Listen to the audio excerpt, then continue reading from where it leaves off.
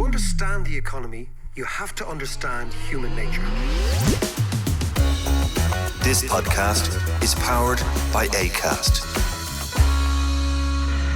How are you doing there? It's back to school time, John. That's what it is. I was about to say it's time for the podcast, but it's actually back to school. I mean, I know you're breaking out in a rash now because all those years ago, it's a stressful time of the year. Yeah, anxiety. If there had been Xanax back then, John would have been popping it on the last week of August, thinking, oh no, back to the classroom.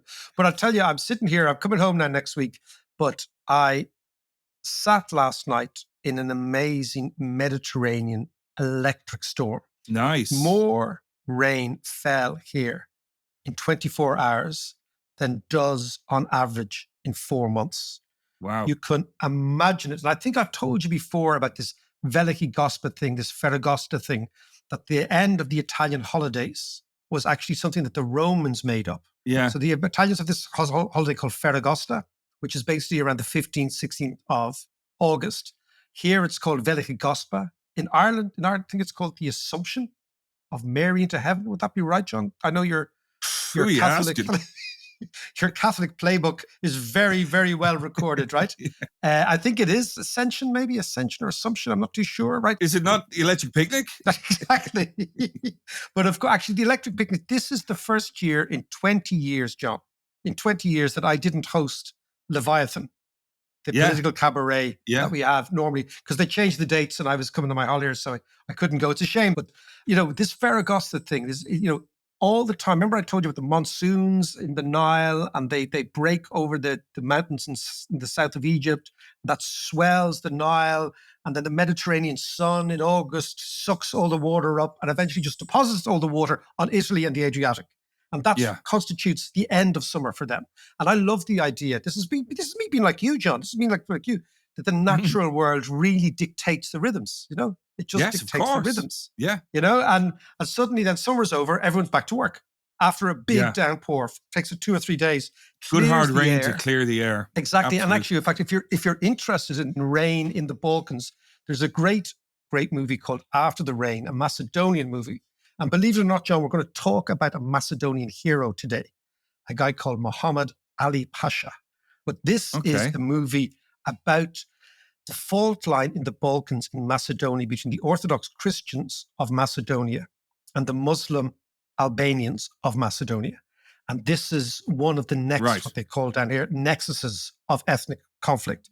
And this After the Rain is about this. It's you'd love it. It's the smells and it's the wildlife that comes after a massive deluge. And it's kind of metaphorical about how you can actually recalibrate society and all that sort of stuff. But well worth After the Rain, have a gander. An actual, on a totally different issue, I've just seen the U2 inspired movie called Kiss the Future about the siege of Sarajevo. Oh, yeah. Amazing. It's on HBO, produced by Matt Damon, Ben Affleck, and it's all about the punk movement in Sarajevo during the siege. And of course, the whole thing was animated by the fact that U2, unlike any other band, went down and helped them and actually played to them while these people were just coming out of the siege. And that was with Pavarotti as well, wasn't it? That was with Pavarotti at the end, but they were constantly highlighting Bosnia. And I just spoke to a Bosnian mate of mine the other day, and she was just saying how they just couldn't believe that a massive, massive band like that could be bothered in fact, highlighting their plight. And they're forever in their debt. So it's well worth 2 movies. And we're not usually movie guys, John, but After the Rain and Kiss the Future, 2 amazing movies from down in the Balkans. Very, very different, but again, really well worth your while. Really well worth your while. Nice. I'll look out for them. Okay, let's get back to this. Let's get into this. And your guy from Macedonia. Over the last 10 months, we've been following the war in Gaza and all the goings-ons in the Middle East. And sometimes it's kind of difficult to filter through all the noise and really understand what's going on. Yeah. Because on one hand, particularly at the moment, we have the ceasefire talks going on in Qatar. And on one hand, we have the Americans and the Israelis saying one thing and blaming Hamas, and Hamas, on the other hand, saying that the blockage is Netanyahu. Yeah. And it's really difficult to figure out what's really going on. Yeah. But also on the the wider scale, Oh, yeah. with tensions ratcheting up in the whole region, Everywhere, with Hezbollah everywhere. in Lebanon and the Iranian-backed guys in Yemen. Like, what is the wider Arab world thinking about, and what are they feeling about this, and where is their influence? I'll tell you, let's talk about it. I've just finished a really fascinating book, John, right? Because Yeah. like yourself, I've always tried to remember we did the Israeli-Arab conflict over a couple of series there, 8 Yeah. or 9 months ago. And I've always tried. So this book I was reading, I'll just put it down, by a guy called Tim McIntosh Smith, called Arabs, A 3,000-Year History of Peoples, Tribes, and Empires, right? And this is an English guy who went to live in Yemen about 30 years ago. He's a complete Arabic scholar of the language, of the culture, of the history, etc., etc., etc. In fact, if I can find him on Twitter or something, I'd love to get him on. By the way, shout out, if anyone knows Tim McIntosh Smith, by all means, get in contact with us on Twitter, and I would like to talk to him. But anyway, John, because of the conflicts in the region, I've decided let's read up about it. Let's see what's going on. Let's try and appraise ourselves. And it's something else that always struck me. You might remember about 4 years ago in the podcast, I told you that I had come back from shooting the trailer of a documentary in Morocco. And the thing about making documentaries looks really great when it's on screen. It looks really exotic and it looks brilliant. Most of it is a bit like recording an album. It's sitting around. Yeah, it's sitting around waiting for the shot, waiting for the sun to be right, waiting for the light to be right. It's waiting for your call, waiting for your call. And I was the presenter, so you basically wait for your call. You wait for your call, and then you've got to look at the camera and deliver your lines. So a lot of it's just sitting around talking to the cameraman and the sound man or sound woman and, whoever's there, makeup and all sorts of people just chit-chatting. And I was talking to these young Moroccans and I was asking them all about, this is well before the Gaza war, well before it. But I was asking them, what do they think? They were saying, look, what they can't understand as young Moroccans, and of course there were camera women and sound women. Morocco is much more secular than many other Arab countries. Yeah. But it's an Arab country nonetheless. And they were just saying what they couldn't understand was that there was no pan-Arabic unity.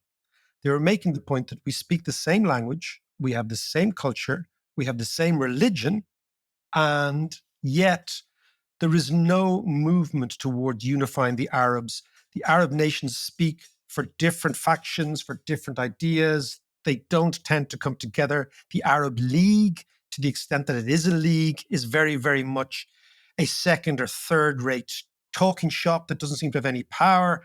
And these were young Arab workers. They were saying, like, what we're amazed by is we just don't have any unified pan-Arabic voice. And it kind of struck me, we were having a conversation that, you take the European Union, right? The European Union is a Babel of languages. It's a Babel of religions, of cultures, of geographies, etc. Traditions, Yeah, completely. So, you take the difference between Hungary and Ireland, Spain and Sweden, Finland, take Finland and Italy. And yet these countries have come together. They've managed to create an institutional, bureaucratic, organizational structure. They have bought into, whether you like it or not, an overall philosophy based on the rule of law, based on the expansion of human rights, and based on this idea that Europe has sufficient in common to come together as a geopolitical entity. Had you predicted that 100 years ago, people say you're completely mad, when Germany and France were fighting with each other all the time. But it happened. So these young Arabs were saying, like, why haven't we something like that?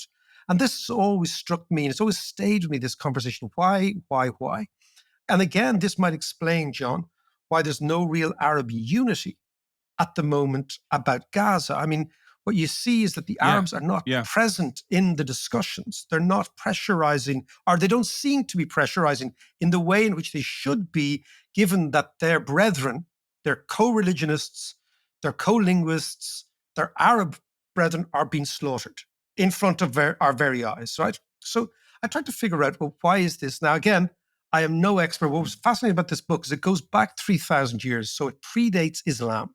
So it goes back to the first Arabs. Right. Who were they? So basically it's in three parts. It's basically Islam is the hinge, right? So it's basically pre-Islam, then the expansion of Islam, this great Arab, extraordinary takeover of most of the Arabian Peninsula, Iraq, Syria, the Levant, and then all the way across to Cordoba in Spain, to the Caliphate in Spain, right? This all happened in an amazingly quick period.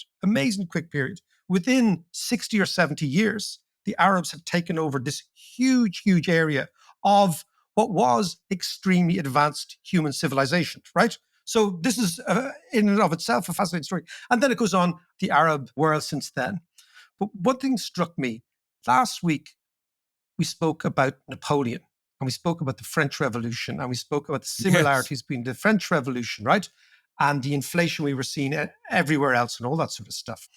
And we were talking about how the Venezuelans were printing money a bit like the French revolutionaries, et cetera, et cetera. Yeah, price controls and the like. All that malarkey, right? All that malarkey.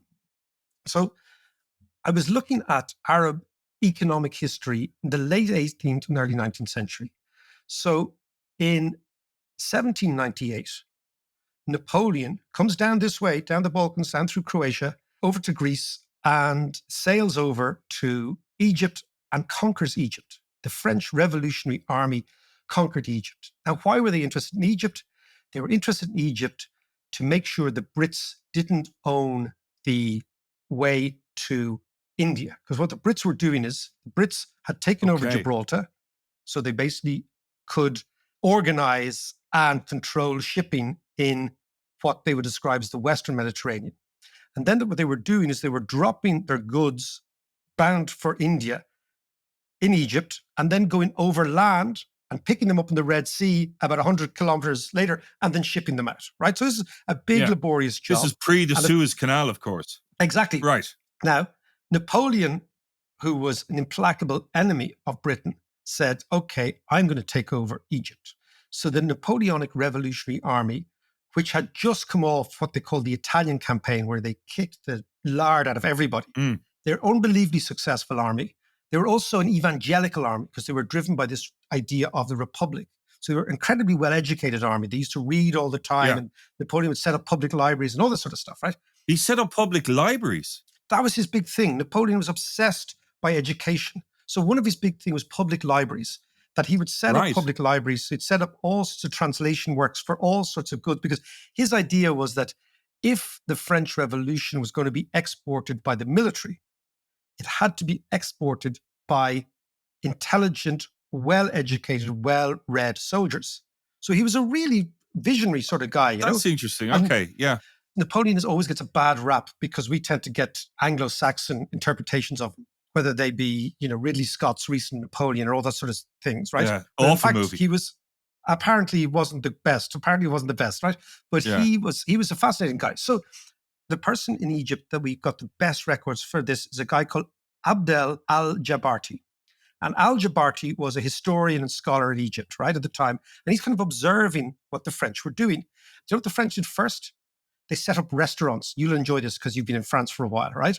They set up restaurants. And if you go to a French restaurant, they have the prix fixé, the fixed price menu. That was the first thing the French actually set up in Cairo. Well, I'm glad they had the priorities right.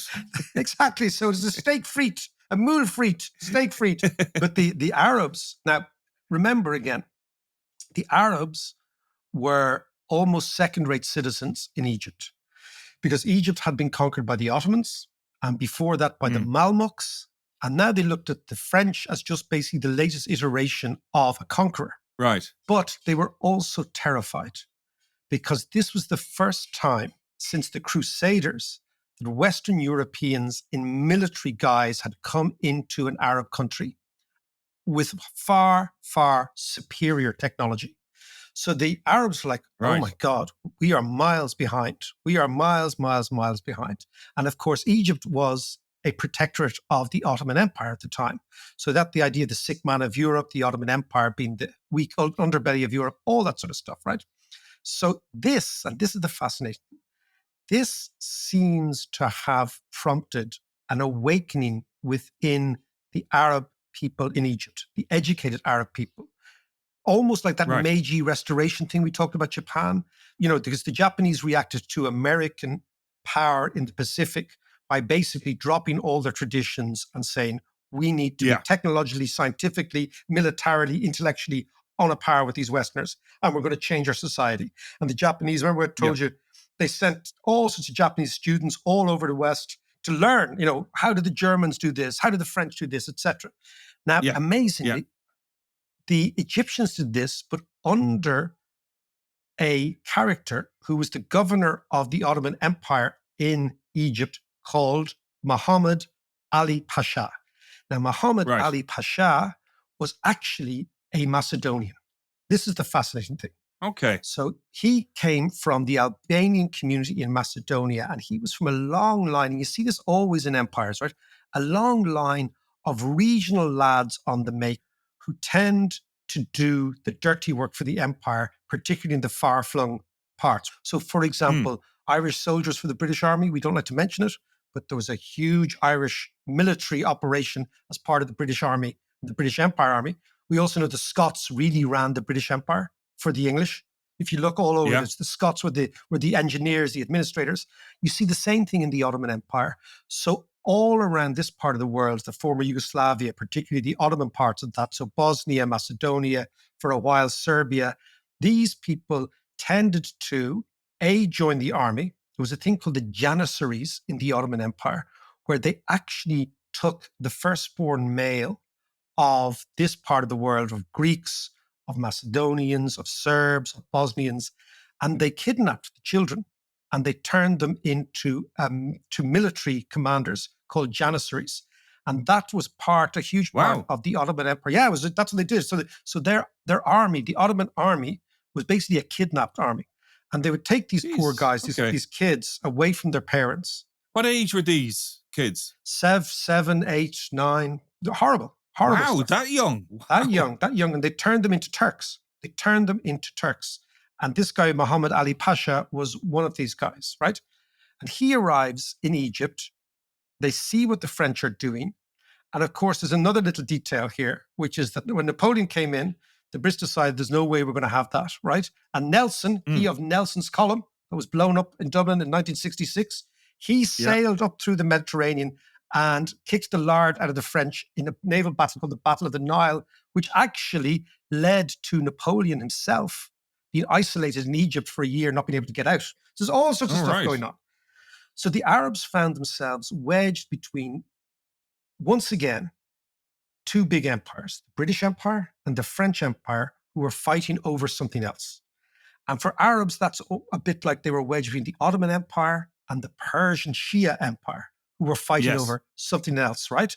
And they also say that a lot of Arab enlightenment and advancement was always as a reaction to outside interference, which kind of makes sense. And you see the same today. Somebody else is always interfering with the Arabs, whether it's the Russians, the Chinese, the Americans, all that sort of stuff, right? So then your man Pasha comes in, and in an amazing bid for pan-Arab unity, what the Pasha decided to do was industrialize incredibly quickly. And Egypt was where he industrialized. And Egypt, of course, is the heart of the Arab world. It's the biggest Arab-speaking population. What kind of industry was he talking? The major industry in Egypt is cotton. Huge cotton industry. And they realized that they could undercut the American cotton, and because the Europeans were existing on American cotton. So, but what they had, they needed technology. They needed railways. They needed dams. Yeah. They needed, eventually, the cherry on the cake, the Suez Canal, which they actually built in 1867. But all the way up this period, what they had was this modernization of the Arab mind, that Arabism was animated by being secular. This is the fascinating thing. Being forward-looking, being scientific, mimicking Europe. This was a huge part of Arab identity. Now, what I didn't realize was that Arab speakers were unbelievably discriminated against in Egypt, because amazingly, the Turks ran the bureaucracy speaking Turkish, not speaking Arabic. Okay. And Arabic was only used on the street or in the very, very, what they call high Arabic. So very, very, very elevated intellectualism, which goes back to the language. And of course, the language is very, very tricky, which is why Arabic wasn't printed for many, many centuries after English or German or French, because it's actually so difficult. But the point was, this kind of animated an Arabic sense of the world, and it was secular and outgoing. And this, it was thought, was going to be what Arab nationalism would look like. They'd get away from the Ottomans. They'd get away from the Europeans. They'd have their own industry. They'd have their own secular societies.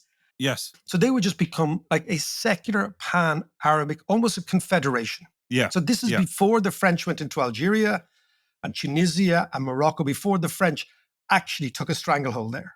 And the idea would be you would have from Morocco all the way through to Arabia, to the north to Iraq, south to Yemen. You would have this geographical entity, which could be seen as one. It would have a cultural entity, which could be seen as one. It would be a commercial entity, which could be seen as one. It would be a linguistic and religious society, but with religion playing and a trading role bloc in the as well. A massive trading bloc, They envisaged would have a single currency, all the sort of stuff the EU eventually did. And they envisaged this 100 years ago. So why didn't this happen? So this is the big but, right? So this is in Egypt, right? But across the Red Sea, the Arabian Peninsula, something else was happening.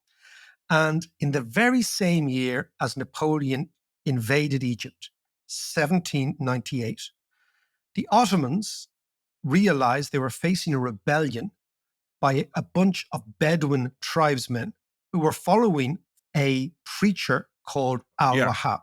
And this was in the deepest part of what is now the Arabian Peninsula.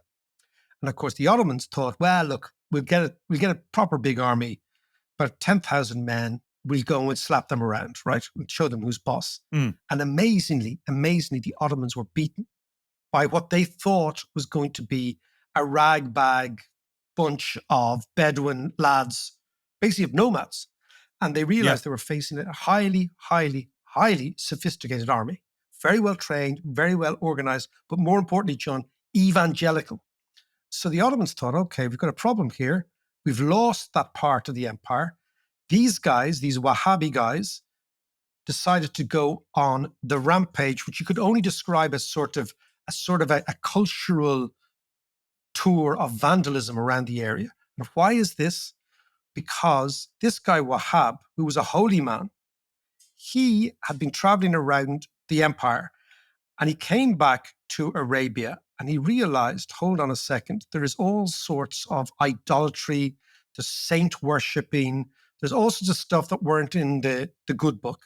So what he said, we need to be born again, like born again Christians. We need to go back to the original document. And this proved to be very attractive for lots and lots of people in the area. So they were going right back to the elemental idea of what was written in the Quran was the truth, which is very, very like Martin Luther, right? That's exactly what the Reformation was all about. This is what Martin Luther was all about. And John Calvin, they basically said, the church has become corrupted. It has become evil. We need to fight against Rome and the papacy, and we need to go back to the book. And this is exactly what Wahhab was saying. And this is always part of the ongoing cycle of evangelicals and born agains and people who, it's kind of the John the Baptist approach. You'll go out into the desert and scream and roar at the corruption of the cities, and you'll bring back a purified version of the religion. So they take over Mecca and Medina in the early part of the 19th century. They destroy all the headstones. They destroy all the tombs of the prophets. ISIS, a couple of years ago, destroyed all these ancient monuments. And people in the West thought, oh my God, what are they doing? Do you remember that? Yeah. This is the same impetus. It's going back that there's nothing worse than idolatry and saint worshipping and all this sort of stuff. Not unlike, believe it or not, our Calvinist friends in Scotland and up north, who, if you go into their churches, they're unbelievably plain. There's no ornamentation. There's no pictures of God. There's no swinging handbags. There's no creepy Marys. There's no bleeding Jesuses. None of that sort of stuff, right? Swinging handbags are great. I love the incense of the swinging handbag. But this is the other strain. So the Wahhabs were trying to unify the Arabs under an Islamic flag. Now, he made one very, very interesting alliance. He made an alliance very early on with a guy called Muhammad bin Saud, who was the top dog of a prominent tribe in that part of the world, which is now where, John? Saudi Arabia. Is that this is the beginning of the House of Saud in Saudi Arabia? Exactly, Is that right? exactly. And this is the cleavage. So the family Right. that MBS is from, the family that took over Saudi Arabia, they made an alliance with the Wahhabi guys in the 19th century to present a different form of Arab awakening. And that form of Arab awakening would be actually not looking to the future like Ali Pasha, but looking to the past, Yeah. looking to the good book, in a way cleansing the religion. And so you've got these two unbelievably opposite strains intellectually. Okay, let's get into that, explore that a little bit more after a bit of this.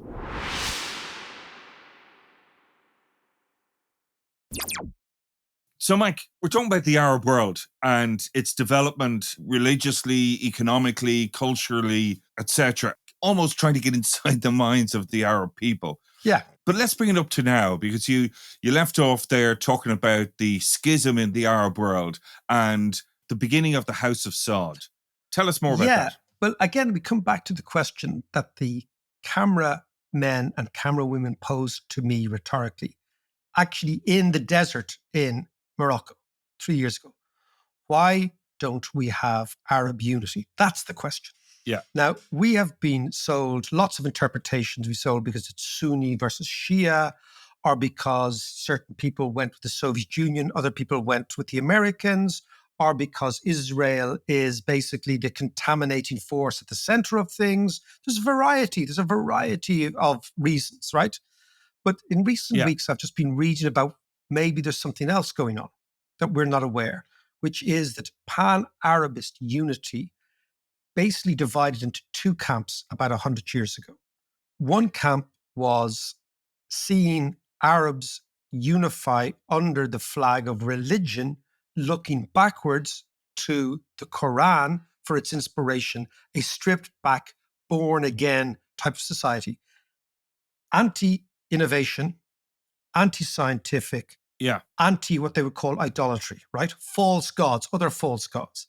Then you have this more, what you would call secular development approach, which was articulated by our friend Muhammad Pasha, and then a variety of other Arabs, including Nasser, including Saddam Hussein, including Assad's father, right? The Ba'athist Party, which were secular, which were future-looking, which were scientific, which believed in inquiry and mathematics, also believed in money, John, and commerce.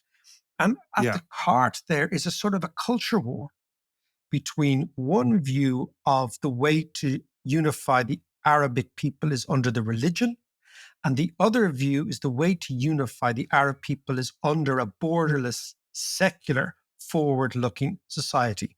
And these two incredibly deep and profound tectonic plates are constantly rubbing up against each other for the battle for the heart and mind of what they call the Arab street.